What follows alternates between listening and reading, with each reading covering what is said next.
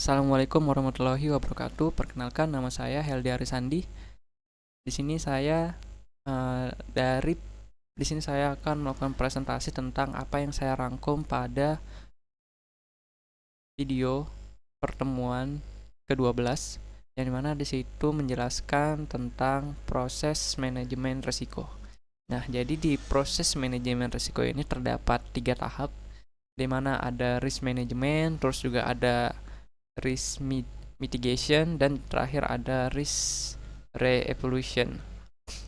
Nah, pertama-tama apa sih itu risk assessment? Kalau kita lihat di risk assessment, di penjelasannya itu dia untuk mengidentifikasi potensi bahaya atau resiko. Lalu menganalisinya di dalam sebuah tabel resiko. Di mana di dalam tabel resiko tersebut terdapat level-level resiko tertentu dari resiko low, middle, dan high. Nah, jadi kita akan menganalisis resiko tersebut di dalam tabel-tabel itu. Nah, setelah kita selesai menganalisis, sudah menentukan resikonya, tentang entah itu resikonya itu high atau middle atau low. Setelah itu kita masuk ke tahap berikutnya, yaitu risk mitigation, di mana di risk mitigation ini kita dapat mengontrol resiko tersebut. Jadi contohnya nih, walaupun uh, misal kalau di contohnya tersebut, di dalam pembuatan sebuah login atau pendaftaran, tapi di contohnya itu tentang login, di mana di login tersebut dia harus memasukkan password dan username. Tapi kalau cuma memasukkan password dan username saja, itu resikonya tinggi untuk diretas. Jadi agar resiko tersebut bisa tidak terlalu beresiko, maka diperlukan pengamanan yang lebih tinggi juga. Contohnya seperti ada username, ada password, ada ada inskripsinya, terus ada autentifikasinya. Nah, jadi semakin tinggi pengamanan pada program login tersebut, maka risiko atau risknya semakin mengurang. Nah, di sini kita mengontrolnya. Jadi, kalau misalnya username sama memasukkan username dan password saja itu risikonya tinggi, kita bisa simulasikan kalau risikonya itu sebesar 80% berisiko.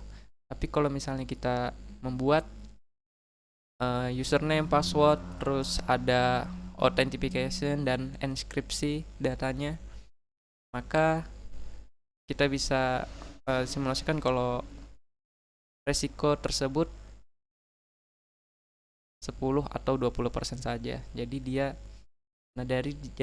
kita bisa mengontrol resikonya itu dari mengatur pengamanan pada proses login tersebut. Seperti itu. Tapi walaupun kita mengatakan di risk mitigation ini kita dapat mengontrol resiko, tapi kita tahu bahwa resiko itu tidak akan bisa dikontrol sepenuhnya untuk hilang dari proses tersebut. Jadi resiko akan selalu ada walaupun kemungkinannya kecil. Dan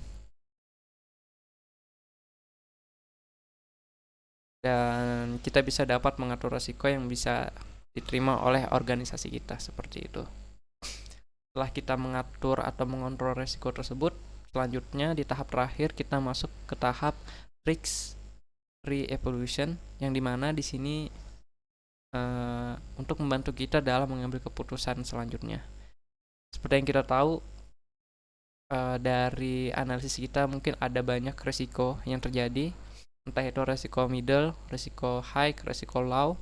Nah, jadi di dalam risk re-evaluation ini kita dari hasil analisis tadi kita dapat menentukan yang mana resiko yang harus kita utamakan perbaiki terlebih dahulu, seperti itu.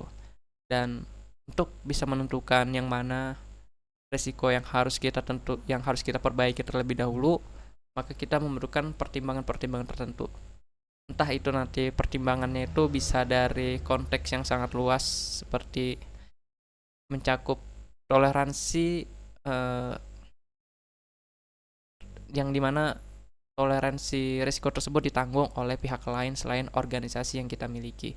Jadi misalnya yang menerima risiko tersebut adalah orang lain, organisasi lain yang bukan dari organisasi kita. Seperti contohnya mungkin seperti asuransi di mana kita menjatuhkan biaya perobatan itu ke pihak asuransinya seperti itu.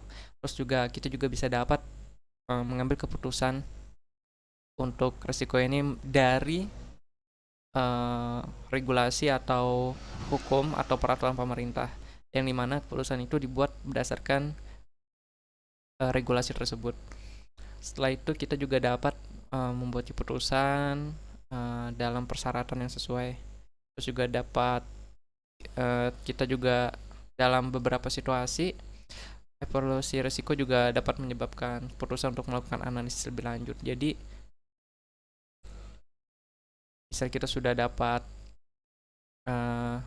hal yang ingin kita perbaiki, tapi ternyata dalam beberapa situasi mungkin ada perubahan dalam resiko tersebut yang tadinya low ternyata berubah menjadi middle lalu high gitu. Maka perubahan situasi ini yang akan membuat kita untuk melakukan analisis lagi tentang resiko baru seperti itu.